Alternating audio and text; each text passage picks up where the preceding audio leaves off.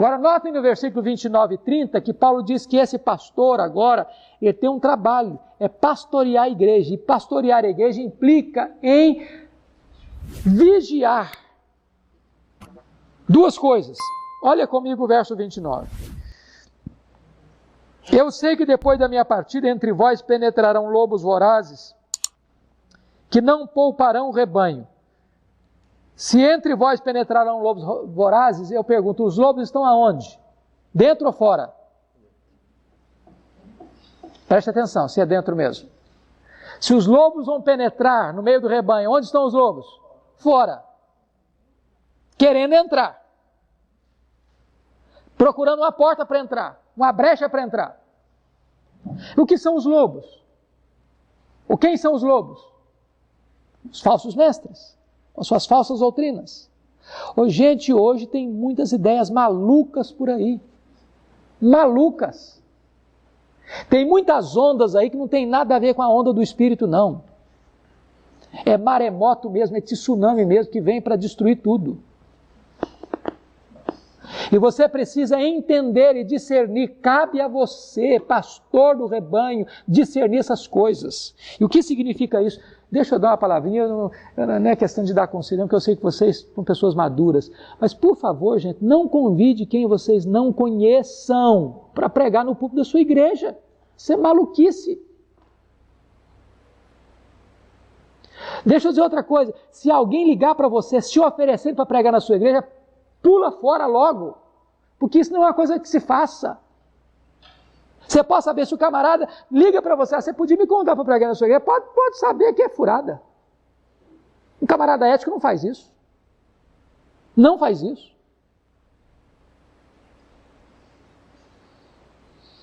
Há algum tempo eu estava pregando na igreja, lá na nossa igreja, em Vitória, e entrou uma senhora muito bem vestida, muito bem trajada, ladeada por algumas pessoas, sentou-se no terceiro banco e fez com que o diácono me entregasse um bilhetinho.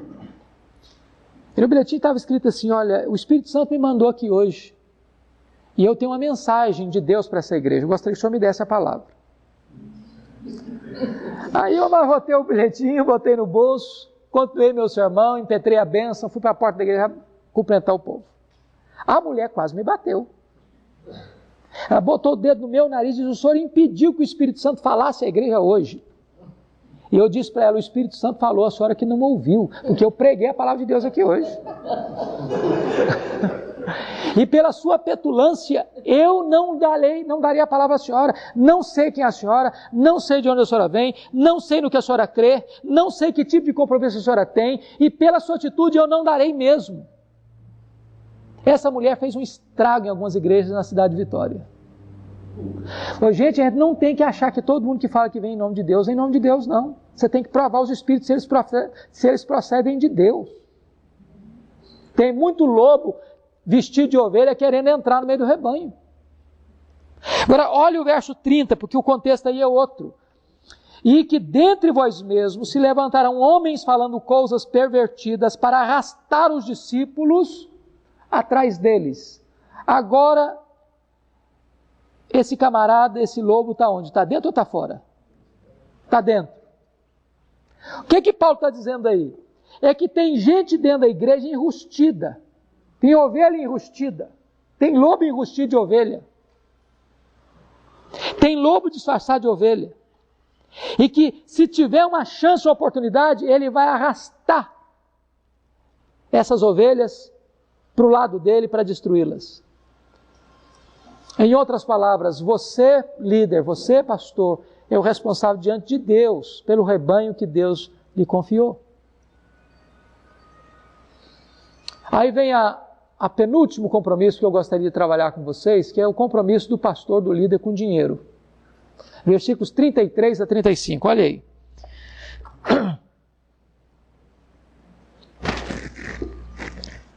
De ninguém cobicei prata ou ouro, nem vestes. Vós mesmos sabeis que estas mãos serviram para o que me era necessário a mim e aos que estavam comigo. Tenho-vos mostrado em tudo que, trabalhando assim, é mistério socorrer os necessitados e recordar as palavras do próprio Senhor Jesus, mais bem-aventurado é dar que receber. A Parece que dinheiro é um grande problema hoje, em relação ao ministério. E aqui eu vejo dois extremos perigosos. O primeiro extremo perigoso é da pessoa entrar no ministério com a motivação errada, buscando lucro. Tem muita gente que hoje está se formando, está fazendo da igreja uma empresa de lucro. Alguém já disse o seguinte, que pequenas igrejas, grandes negócios.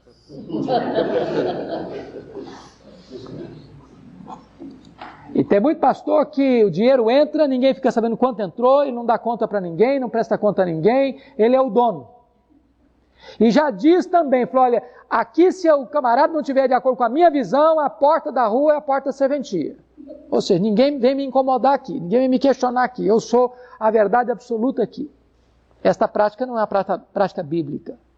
Então ninguém deve entrar no ministério visando dinheiro. Ô, gente, você não deve aceitar um pastorado por causa do salário. Eu não estou dizendo que você não mereça um salário bom, digno. Mas eu estou dizendo que eu estou cansado de ver isso, e você também.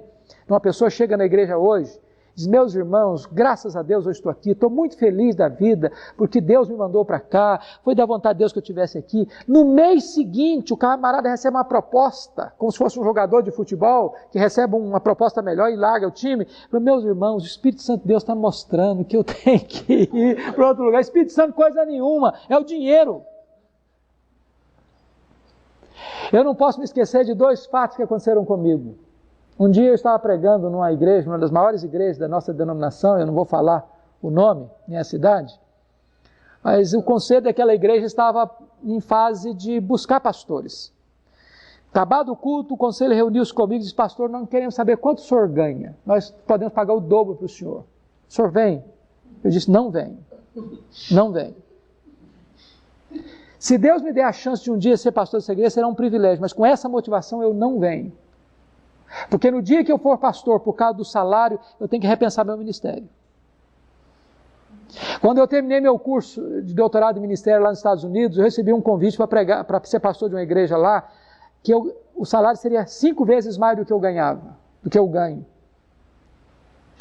E alguém diz, você é maluco não aceitar uma proposta dessa, cara? Fica 5 anos aqui, você resolve a sua vida financeira, depois você volta. Diz, mas isso não é ministério.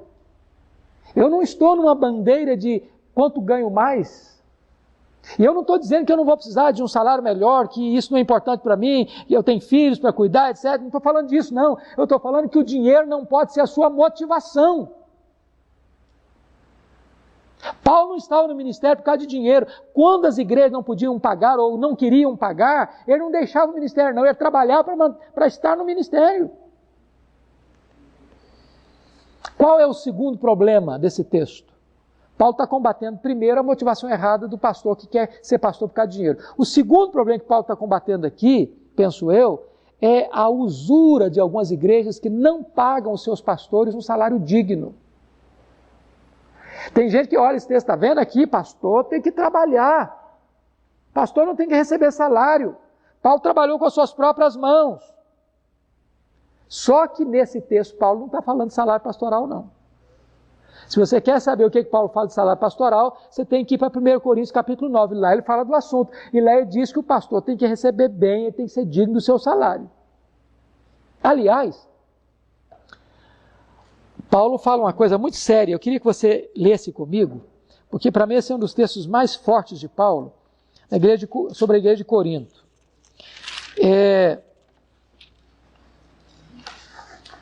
Paulo foi pastor da igreja de Corinto 1 ano e meio.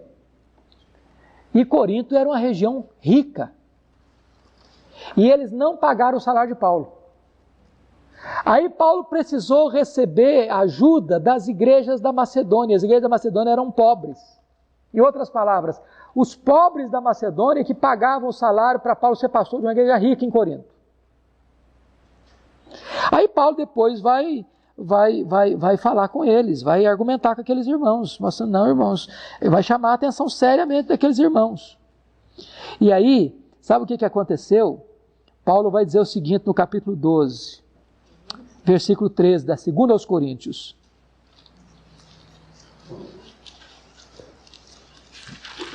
Veja você o que Paulo vai falar para aquela igreja. Eu acho esse negócio aqui impressionante. 2 Coríntios 12, versículo 13. Ele diz o seguinte: porque em que tendes vós sido inferiores às demais igrejas, senão nesse fato, de não vos ter sido pesado? Perdoai-me esta injustiça. Paulo diz para a igreja o seguinte: olha, vocês foram inferiores a todas as demais igrejas. Sabem o quê? Vocês não pagaram o meu salário. E eu devia ter cobrado o meu salário de vocês. Me perdoem a injustiça que eu cometi com vocês. Então, eu não sei se eu estou falando para algum líder de igreja aqui, cujo seu pastor não está aqui. Mas o seu pastor precisa receber um salário que ele não tenha que ficar preocupado se vai faltar arroz e feijão na mesa dele, ou se ele não vai poder botar os seus filhos na escola, ou se vai poder comprar uma roupa digna para os seus filhos. O pastor precisa receber um salário digno. Nem o pastor tem que ser motivado pelo dinheiro, nem a igreja pode ser usura com dinheiro. Finalmente, queridos, para fechar, o último compromisso que Paulo menciona aqui em Atos 20 é o compromisso com a afetividade. Olha os versículos 36 a 38. Tendo dito isto, ou dito essas coisas, ajoelhando-se orou com todos eles. Então houve grande pranto entre todos, e abraçando afetuosamente a Paulo, beijavam, entristecidos especialmente pela palavra que dissera, que não mais veriam o seu rosto, e acompanharam-no até ao navio. Eu acho isso magnífico. Paulo passou 3 anos em Éfeso, está despedindo-se dos presbíteros da igreja, os líderes da igreja, e há tamanha amizade e afeto entre essas pessoas, que num lugar público, numa praia, eles se abraçam, eles se beijam, e eles choram juntos. Eu tenho rodado o Brasil, queridos, e eu gosto muito e tenho falado bastante para os líderes. Deixa eu lhes dizer uma coisa. Há muitos pastores doentes emocionalmente, há muitos pastores feridos emocionalmente, há muitos pastores machucados emocionalmente, e não é com o rebanho, não. É com a liderança. É com a liderança. Há pastores amassados emocionalmente, há pastores esmagados emocionalmente, por causa da truculência com que alguns líderes tratam o pastor, como xerifes da igreja, como donos da igreja, achando que o pastor é empregado deles. Isso é coisa muito difícil. Eu, há poucos dias, pregando num congresso de pastores e líderes, eu perguntei para os pastores assim, qual foi a última vez que você, pastor, beijou os seus presbíteros? Aí ele levantou um gaiato no fundo da sala e disse, pastor, beijar, eu não beijei não, mas vontade de morder, eu tive algumas vezes.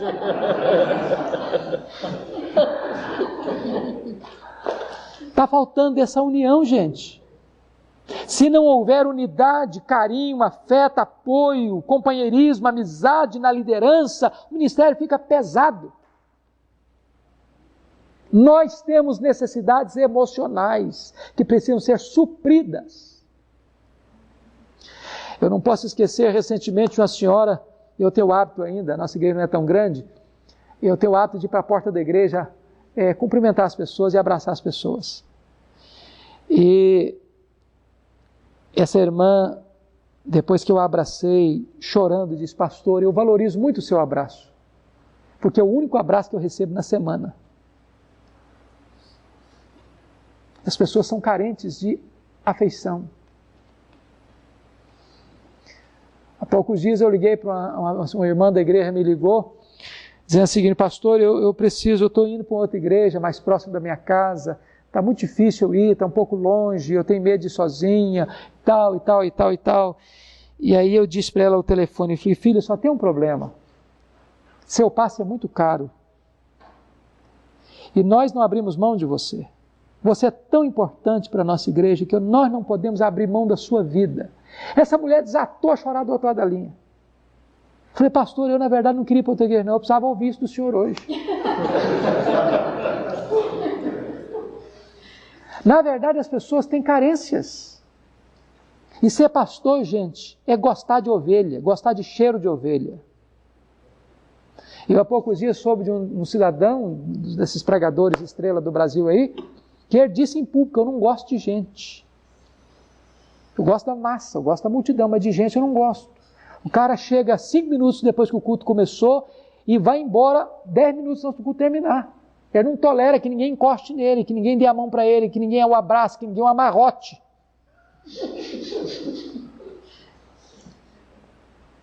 Eu penso o seguinte, que uma coisa é amar a pregação, outra coisa é amar as pessoas para quem você prega. Pastor tem que ter cheiro de ovelha. Eu espero, queridos, que esses pontos que nós pudemos abordar brevemente aqui, dentro do contexto que nós examinamos, de um mundo que não tem verdade absoluta, vai fazer diferença. Porque as pessoas, elas vão também perceber o que é verdadeiro e o que é artificial. O que é real e o que é apenas aparente. Se você realmente investir nas pessoas, amar as pessoas, pregar a verdade para elas, você precisa entender uma coisa: quem opera o querer e o realizar é Deus.